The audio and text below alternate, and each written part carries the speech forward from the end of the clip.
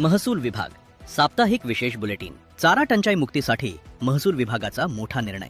राज्यात चारा टंचाई दूर करण्यासाठी महसूल विभागाने एक महत्त्वपूर्ण निर्णय घेतला आहे. आता गावागावांमधील आणि जंगलांना लागून असलेल्या शासनाच्या सर्व पडीक जमिनींवर मोठ्या प्रमाणावर नेपियर ग्रास आणि बांबूची लागवड केली जाईल. ही जमीन स्थानिक महिला बचत गट, माविम आणि सुशिक्षित बेरोजगारांच्या संस्थांना 3 वर्षांच्या भाडेपट्ट्यावर दिली जाणार आहे.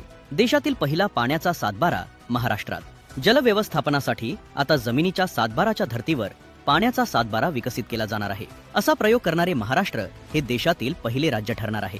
वॉटर ऑडिट आणि बॅलन्स शीट संकल्पनेवर आधारित ही योजना असून महसूल, पाणी पुरवठा आणि ग्रामविकास विभाग संयुक्तपणे याची प्रायोगिक तत्वावर अंमलबजावणी करणार आहेत. महसूल विभागाची जीपीआर प्रणालीत अव्वल कामगिरी. जीपीआर प्रणालीत महसूल विभागाने राज्यात अव्वल क्रमांक पटकावला आहे. या अंतर्गत विभागाच्या 10 सेवा राज्यात पहिल्या क्रमांकावर आल्या असून नागरिकांचा वेळ वाचवण्यासाठी कागदपत्रांची संख्या आणि मंजुरीचे स्तर घटवण्यात आले आहेत.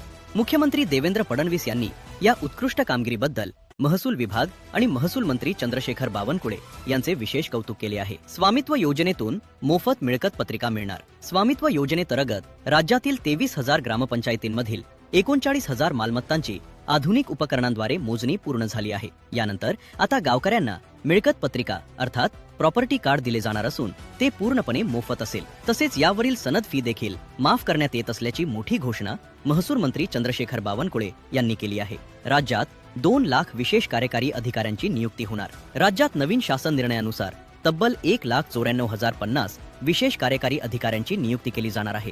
येत्या महिनाभरात ही प्रक्रिया पूर्ण करण्याचे कडक आदेश महसूल मंत्र्यांनी दिले आहेत. सर्व निवासी जिल्हाधिकाऱ्यांनी आगामी 15 दिवसात पालकमंत्र्यांशी चर्चा करून अंतिम याद्या मंजुरीसाठी पाठवाव्यात, अशा सूचना मंत्रालयातील बैठकीत देण्यात आल्या आहेत.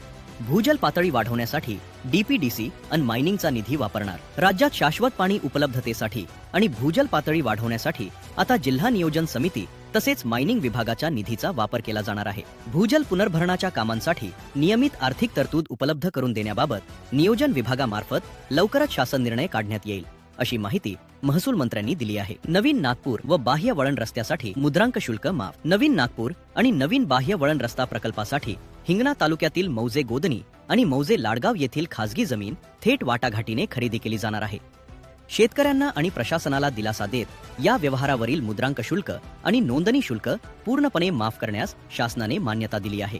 अप्पर मुख्य सचिव विकास खारगे यांचा जालना व अमरावती दौरा संपन्न. महसूल विभागाचे अपर मुख्य सचिव विकास खारगे यांनी जालना आणि अमरावती जिल्ह्याचा दौरा करून विविध विकास प्रकल्प आणि महसूल कार्यालयांची प्रत्यक्ष पाहणी केली. कामकाजाचा आढावा घेताना त्यांनी अधिकाऱ्यांना महत्त्वाचे निर्देश दिले. प्रशासनावरील पकड मजबूत करण्यासाठी सर्व महसूल अधिकाऱ्यांनी आठवड्यातून किमान 1 दिवस प्रत्यक्ष दौरा करावा, असे आवाहन त्यांनी केले आहे. महसूल मंत्र्यांकडून पाणंद रस्त्यांच्या कामाची प्रत्यक्ष पाहणी. ग्रामीण भागातील पायाभूत सुविधा बळकट करण्यासाठी महसूल मंत्र्यांनी नागपूर जिल्ह्यातील सावनेर तालुक्यातील तेलंगखेडी येथे थेट शेतकऱ्यांच्या बांधावर भेट दिली. मुख्यमंत्री बळीराजा पाणंद रस्ते योजनेअंतर्गत सुरू असलेल्या कामांची त्यांनी प्रत्यक्ष पाहणी केली आणि स्थानिक शेतकऱ्यांशी संवाद साधला. शेतकऱ्यांना समृद्ध करणे हाच या योजनेचा मुख्य उद्देश असल्याचे त्यांनी यावेळी स्पष्ट केले.